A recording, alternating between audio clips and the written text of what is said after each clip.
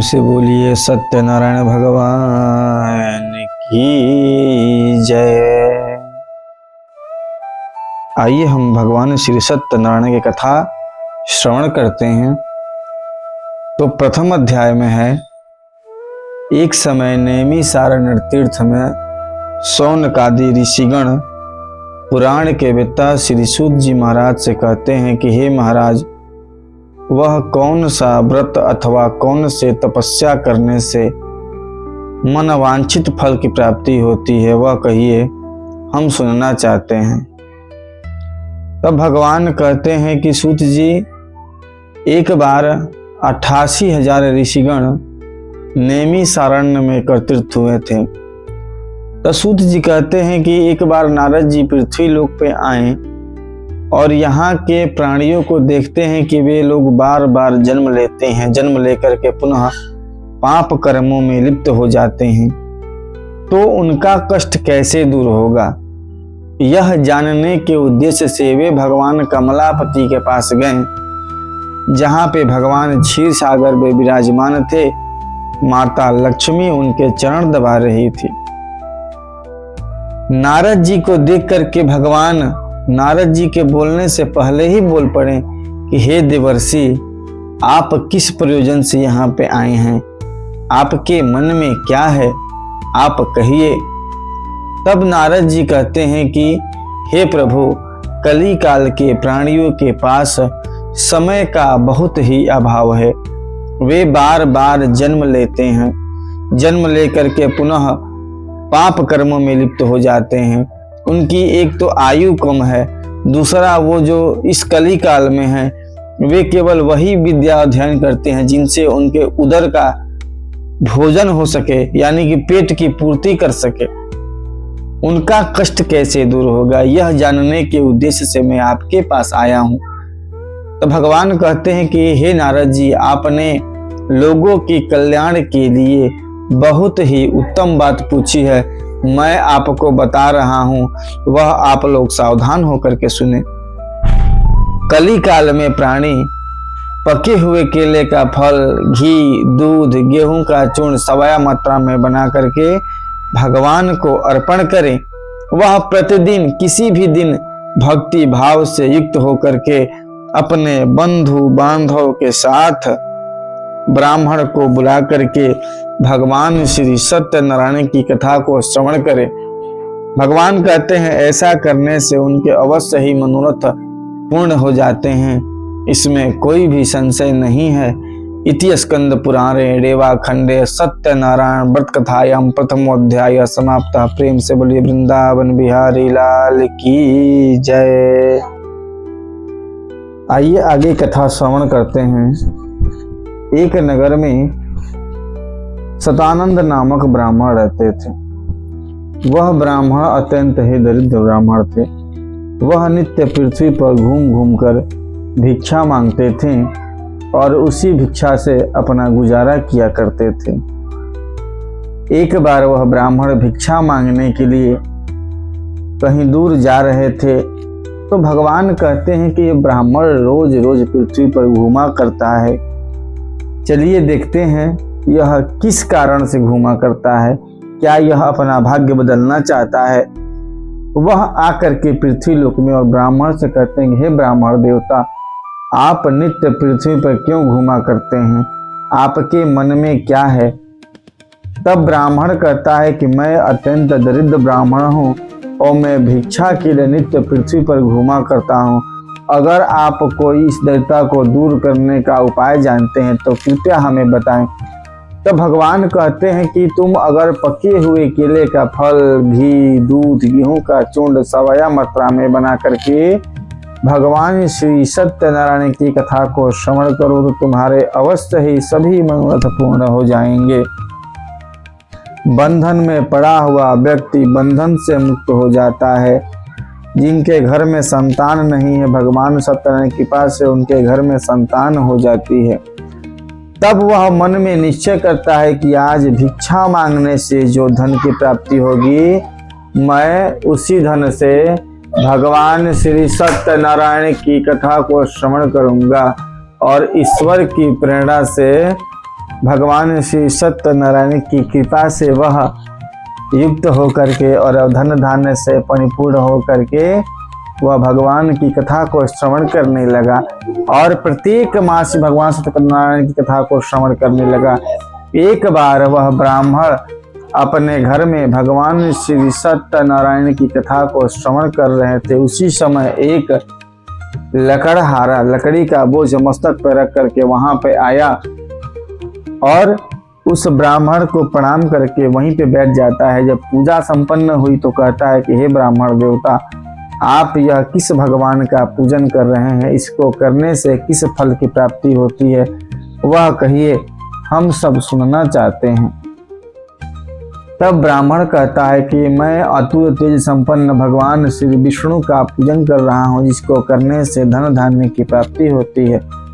तब वह लकड़हारा कहता है कि मैं भी अत्यंत निर्धन लकड़हारा हूँ, कृपया करके यह कथा का वृतांत हमसे भी कहिए। तब ब्राह्मण कहता है कि पके हुए केले का फल, घी, दूध, गेहूं का चूर्ण सवाया मात्रा में बना करके भगवान श्री सत्यनारायण की कथा को श्रवण करो। ब्राह्मणों को बुला करके आप कथा को श्रवण करें, अपने बंधु बांधवों के साथ प्रसाद का वितरण करें और रात्रि में नित्य गीत आदि का आयोजन करना चाहिए। नित्य गीत आदि का आयोजन मतलब भगवान के भजन कीर्तन को करना चाहिए। तब जाकर के वह मन में संकल्प करता है कि आज लकड़ी बेचने से जो धन की प्राप्ति होगी, मैं उसी धन से भगवान श्री सत्यनारायण की कथा को श्रवण करूंगा। उस दिन लकड़हारे को ढेर सारा धन प्राप्त हुआ। उसने उस पैसे से पके हुए केले का फल, घी, दूध, गेहूं का चूर्ण सवाया मात्रा में बना करके भगवान को अर्पण किया और अपने बंधु बांधव के साथ भगवान सत्यनारायण कथा को श्रवण करने लगा। और वह प्रत्येक मास भगवान सत्यनारायण की कथा को श्रवण करने लगा। अंत में पुत्र धन धान्य से युक्त होकर के वह भगवान के शाश्वत धाम को चला गया। इति स्कंद पुराण रेवा खंडे सत्यनारायण व्रत कथायाम द्वितीयोध्याय समाप्ता। प्रेम से बोले वृंदावन बिहारी लाल की जय। एक नगर में उल्कामुख नामक राजा रहते थे। वह राजा रानी प्रतिदिन नदी किनारे जा करके स्नान ध्यान करके साधु संत महात्माओं को दान किया करते थे। एक बार राजा रानी भद्रशिला नदी के तट पर भगवान विष्णु का पूजन कर रहे थे। उसी समय एक साधु बनिया अपनी नौका को लेकर के वहां पे आया और नौका को स्थापित करके कहता है कि हे राजन, आप यह क्या कर रहे हैं? इसको करने से किस फल की प्राप्ति होती है, वह कहिए, हम सुनना चाहते हैं। तब राजा कहते हैं कि हे साधो, मैं अतुल तेज संपन्न भगवान श्री विष्णु का पूजन कर रहा हूँ। इसको करने से संतान की प्राप्ति होती है। संतान रूपी वचनों को सुन करके साधु बनिया कहता है कि अगर इस व्रत के प्रभाव से हमारे घर में संतान हुई तो मैं भी इस व्रत को अवश्य करूंगा। और व्रत का वृतांत जान करके वह अपने घर को आया तो अपनी भार्या से कहता है कि हे प्रिय, अगर हमारे घर में भगवान श्री सत्यनारायण की कृपा से संतान हुई तो मैं भी इस व्रत को अवश्य करूंगा। और यह कह करके वह व्यापार करने के लिए चल पड़ता है। कुछ दिन बीत जाने के बाद अपनी पति पत्नी ऋतुकालीन धर्माचरण में प्रवृत्त हुई। वह गर्भिणी हुई और वह 10वें मास में कन्या रत्न की उत्पत्ति हुई। उस कन्या का नाम कलावती रखा गया, क्योंकि वह चंद्रमा के भांति दिन प्रतिदिन बढ़ने लगी, इसलिए उसका नाम कलावती रखा गया। कुछ दिन बीत जाने के बाद साधु बनिया अपनी पुत्री को देखता है कि वह बड़ी हो गई है। तब उसकी धर्मपत्नी कहती है कि पूर्व के संकल्प के अनुसार कथा क्यों नहीं श्रवण कर लेते। तब कहता है कि हम कन्या के विवाह के समय यह व्रत को कर लेंगे। और यह कह के वह व्यापार करने के लिए चल पड़ता है। कुछ दिन फिर बीत जाने के बाद अपनी पुत्री को सखियों के साथ क्रीड़ा करती हुई देखता है तो उसको लगता है कि हमारी कन्या जो है बड़ी हो गई है, उसका विवाह कर देना चाहिए। तब वह अपने दूत को कहता है कि जाओ और एक सुंदर वर को लेकर के आओ। साधु बनिया की आज्ञा से दूत जाते हैं और सुसंपन्न कांचन नगर में जाकर के वहां से एक वणिक पुत्र को लेकर के आते हैं। साधु बनिया अपनी पुत्री का कन्यादान कर दिया, किंतु व्रत को करना भूल गया, जिसके कारण भगवान रुष्ट हो गए और भगवान ने श्राप दिया कि हे साधु, तुझे घोर कष्ट को प्राप्त होगा। कुछ दिन बीत जाने के बाद साधु बनिया अपनी जमाता के साथ व्यापार करने के लिए उद्यत हुआ और वह राजा चंद्रकेतु के नगर में गया, जहाँ पे चोर धन को चुरा करके भाग रहे थे और राजा के जो सैनिक थे वह चोरों का पीछा कर रहे थे। चोरों ने देखा कि सैनिक हमारे पीछे पड़े हुए हैं, तो वह उस धन को वह साधु बनिया के पास छोड़ करके वहां से भाग गए और राजा के सैनिकों ने धन को वहां पे पड़ा हुआ देखा तो समझा कि यही दोनों चोर हैं। उनको ले जाकर के जेल में डाल दिया गया। उनकी बात किसी ने नहीं श्रवण की। वह बारंबार कहते रह गए कि हम चोर नहीं हैं, हम चोर नहीं हैं, किंतु उनकी बात किसी ने श्रवण नहीं की। उधर उनके घर में जो सारा का सारा धन था वह सब चोर चुरा ले गए। इधर लीलावती और कलावती अन्न के दाने के लिए घर घर भटकने लगी। देर रात्रि में एक बार कलावती जब अपने घर को आई तो उसकी माता कहती है कि हे पुत्री, तू इतनी रात्रि में कहाँ थी, तेरे मन में क्या है, वह कह, मैं जानना चाहती हूँ। तब वह पुत्री कहती है कि हे माँ, मैं सत्य कह रही हूँ, एक ब्राह्मण के घर में भगवान श्री सत्यनारायण का पूजन हो रहा था, मैं वहीं थी, मैं सत्य कह रही हूँ। तब लीलावती कहते कि हे पुत्री, मैं भी प्रातः होते ही भगवान श्री सत्यनारायण के व्रत को करूंगी। और यह कह करके वह सो गई और प्रातः भगवान श्री सत्यनारायण का व्रत को किया और भगवान से क्षमा याचना करने लगी कि हे प्रभु, आप हमारे पति और जमाता के अपराध को क्षमा करें, वे जहाँ भी हो वह कुशल पूर्वक रहें और शीघ्र ही आ जाएं। इधर तब भगवान राजा चंद्रकेतु को स्वप्न दिखाए कि हे राजन, प्रातः होते ही उन दोनों बंदी जनों को छोड़ दो, अन्यथा मैं तुम्हारा राजपाट सब नष्ट कर दूंगा। तब राजा ने अपने मंत्री मंडलों के साथ मंत्रणा की और कहा कि हमने स्वप्न देखा है कि भगवान कह रहे हैं कि उन दोनों बंदी जनों को छोड़ दो। तब सब कहते हैं कि उन दोनों को छोड़ दिया जाए। राजा ने उन दोनों को क्षौर कर्म करा करके वस्त्र आदि से अलंकृत करके उनका जो धन लिया था वह दूना करके दिया। तब वह राजा को प्रणाम करते हैं और कहते हैं कि हे राजन, हम अपने घर को जा रहे हैं, प्रेम से बोलिए। इति स्कंद पुराण रेवा खंड सत्यनारायण वध कथायाम तृतीय अध्याय समाप्त। प्रेम से बोले वृंदावन बिहारी लाल की जय। चौथे अध्याय की कथा है कि भगवान कहते हैं कि बहुत सा धन प्राप्त हो जाने के बाद मनुष्य की बुद्धि बदल जाती है। आइए साधु बनिया की परीक्षा ली जाए। और भगवान जो हैं दंडी साधु का वेश बना करके वह आते हैं और साधु बनिया से कहते हैं कि हे साधु, तुम्हारी नाव में क्या है। तब धन के मद में चूर साधु बनिया कहता है कि क्यों पूछ रहे हैं, क्या आपको धन लेने की इच्छा है। हमारी नाव में तो लता और पत्ते आदि भरे हैं। वैश्य की ऐसी निष्ठुर बाणी सुन करके भगवान कहते हैं कि तेरा कहना सत्य हो, और वह दूर जा करके समुद्र के किनारे बैठ जाते हैं। नित्य क्रिया करने के बाद साधु बनिया जब अपनी नौका को जल में उतराई हुई देखता है तो धन के स्थान पे लता और पत्ते आदि देख करके वह मूर्छित हो जाता है और वहीं पे गिर पड़ता है। तब उसके जमाता जल आदि छिड़क करके उसको होश में लाते हैं। तब वह कहता है कि यह सब दंडी स्वामी का कृपा मात्र है, वह चाहे तो फिर से पुनः वापस कर सकते हैं। तब साधु बनिया जाकर के भगवान के चरणों में गिर पड़ता है, बारंबार क्षमा याचना करने लगता है। तब भगवान कहते हैं कि हे साधु, तू मेरी पूजा से विमुख होने के कारण तुझे बारंबार घोर कष्ट को प्राप्त हुआ है। अगर तुमने हमारी पूजा की होती तो तुम्हारी यह दशा नहीं होती। तब साधु बनिया कहता है कि हे प्रभु, आपकी माया से तो ब्रह्मा विष्णु आपकी रूप को नहीं जान पाते। मैं तो मूर्ख आदमी हूँ, आपको कैसे जान सकता हूँ। हे प्रभु, मैं आपकी शरण में हूँ, आप हमारे तन और धन की रक्षा करें। बारंबार क्षमा याचना करने लगता है। तब भगवान कहते हैं कि जाओ, जो तुम्हारा धन था वह पुनः वापस हो जाएगा। वह भगवान को प्रणाम करता है और प्रणाम करके अपने नौका में सवार होकर के अपने नगर के लिए प्रस्थान कर जाता है।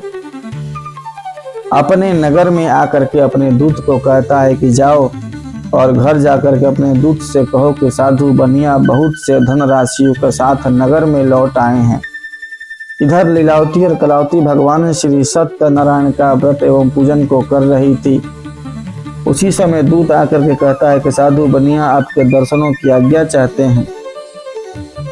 तब लीलावती कहती है कि हे पुत्री, तू कथा को पूर्ण करके पति के दर्शन के लिए आओ, तब तक मैं चल रही हूँ।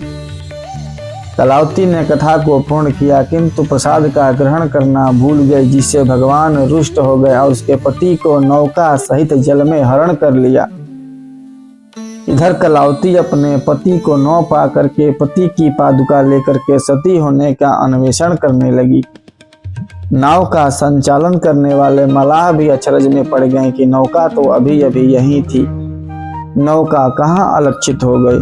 न जाने कौन से देव का कोप है। वह बारंबार क्षमा याचना भगवान से प्रार्थना करने लगी। तब आकाशवाणी हुई कि हे साधो, अगर तेरी पुत्री घर जाकर के प्रसाद का ग्रहण करके आवे तो इसका पति सकुशल पूर्वक उसको मिलेगा, इसमें कोई भी संशय नहीं है। तब कलावती यह वाक्य को सुन करके अपने घर को गई और प्रसाद को ग्रहण करके आती है तो उसका पति सकुशल पूर्वक वहां पे था। तब अपने पिता से कहते, हे पिताजी, घर को चलिए, विलंब क्यों है। तब साधु बनिया कहता है कि हे पुत्री, मैं अपने धन संपत्ति के अनुसार भगवान श्री सत्यनारायण का व्रत एवं पूजन को करूंगा। और भगवान की प्रेरणा से वह भगवान श्री सत्यनारायण की कथा को श्रवण करने लगता है और ब्राह्मण को भोजन करा करके दक्षिणा दे करके खुशी खुशी विदा करता है। और वह प्रत्येक मास ही भगवान श्री सत्यनारायण कथा को श्रवण करने लगता है और अंत में भगवान के शाश्वत धाम वैकुंठ लोक को प्राप्त हो जाता है। इति स्कंद पुराणे रेवाखंडे सत्यनारायण व्रत कथायाम चतुर्थोध्याय समाप्त। प्रेम से बोलिए वृंदावन बिहारी लाल की जय। राजा तुंगध्वज और गोपगणों की कथा है। तो एक नगर में राजा तुंगध्वज नामक राजा रहते थे। वह राजा प्रतिदिन जंगल में जाकर के बहुत से पशुओं का शिकार किया करते थे। एक बार वह राजा शिकार करते करते घनघोर जंगल में प्रविष्ट हो गए और वहीं पे थक हार करके वहीं पे बैठ गए। वहां पे गोपगण भगवान का पूजन कर रहे थे, किंतु राजा ने न तो भगवान को प्रणाम किया। जब कथा पूर्ण हो गई तब गोपगण प्रसाद को लेकर के आए तो राजा ने छूत जान करके उनका प्रसाद लेने से इनकार कर दिया, जिसके कारण उसके 100 पुत्र थे, सभी पुत्र नष्ट हो गए। तब राजा कहता है कि हमें वहीं जाना चाहिए। कहाँ? जहाँ भगवान श्री सत्यनारायण का व्रत एवं पूजन हो रहा है।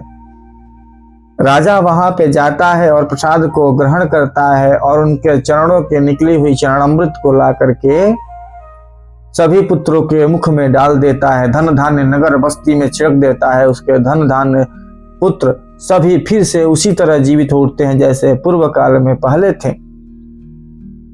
भगवान की प्रेरणा से वह धन धान्य से परिपूर्ण हो गया। तब कहता है कि हमें प्रत्येक मास ही भगवान श्री सत्यनारायण का व्रत एवं पूजन करना चाहिए। और वह प्रत्येक मास ही भगवान श्री सत्यनारायण का व्रत एवं पूजन करने लगा। भगवान कहते हैं कि कली काल में कोई राम कहता है, कोई कृष्ण कहता है, कोई कल्की कहता है, कोई सत्यनारायण कहता है, कोई सत्यदेव कहता है। भगवान कहते हैं कि मेरे अनेकों नाम है, मेरे अनेकों धाम है। भक्त मुझे जिस नाम से पुकारेगा मैं उसी नाम से आ जाऊंगा, इसमें कोई भी संशय नहीं है। किंतु कली काल में भक्त के पास समय का अभाव होने के कारण कोई भगवान के नाम का स्मरण तक नहीं करता। भगवान कहते हैं कि तुम मेरे लिए 10 कदम बढ़ाओ तो मैं तुम्हारे लिए 100 कदम बढ़ाऊंगा। लेकिन कली काल में समय किसके पास है? भगवान कहते हैं कि कली काल के प्राणी जो हैं वह अपने केवल पेट पूजा के लिए ही वही कार्यक्रम को करते हैं, वही पूजा पाठ व्रत तप के अभाव में वह दूर रह जाते हैं, जिसके कारण उनको बहुत प्रकार के कष्ट का सामना करना पड़ता है। भगवान कहते हैं कि जो भी व्यक्ति अपने भक्ति भाव के साथ श्रद्धा के साथ पके हुए केले का फल, घी, दूध, गेहूं का चूंड सवाया मात्रा में बना करके किसी भी दिन, ये जरूरी नहीं है कि कथा को कब करें, किसी भी दिन वैवाहिक उत्सव हो जिसको एनिवर्सरी कहते हैं, बच्चे का मुंडन संस्कार हो अथवा बच्चे का जन्म दिवस हो, उसके उपरांत भी कथा को श्रवण कर सकते हैं। या किसी भी दिन जब आप प्रसन्न हो भगवान श्री सत्यनारायण कथा को श्रवण करें, ब्राह्मण को बुला करके कथा को श्रवण करें, अपने बंधु बांधव के साथ कथा को प्रसाद का वितरण करें, ब्राह्मण को भोजन करा करके दक्षिणा दे करके खुशी खुशी विदा करना चाहिए। भगवान कहते हैं कि आगे कथा है कि सतानंद नामक जो ब्राह्मण थे वह ब्राह्मण अगले जन्म में सुदामा हुए, श्री कृष्ण की सेवा करके मोक्ष को प्राप्त किया। वह जो मूर्धमुख नामक जो राजा थे वह अगले जन्म में स्वयं हुए, मनु हुए और दशरथ हुए और श्री रंगनाथ की पूजा करके मोक्ष को प्राप्त किया। भगवान कहते हैं कि वह जो लकड़हारा था वह अगले जन्म में गुहो का राजा हुआ, श्री राम की सेवा करके मोक्ष को प्राप्त किया। भगवान कहते हैं कि वह जो तुंगध्वज नामक राजा थे वह राजा अगले जन्म में मोरध्वज नामक राजा हुए और वह अपने पुत्र को आधी शरीर चीर करके भगवान विष्णु को अर्पण करने के कारण मोक्ष को प्राप्त किए। इति स्कंद पुराणे रेवा खंडे सत्यनारायण व्रत कथायाम 5वां अध्याय समाप्त। प्रेम से बोलिए वृंदावन बिहारी लाल की जय। अगर कथा आपको अच्छी लगे तो चैनल पे सब्सक्राइब करके शेयर करें, लाइक का बटन दबाएं। जय श्री सत्यनारायण।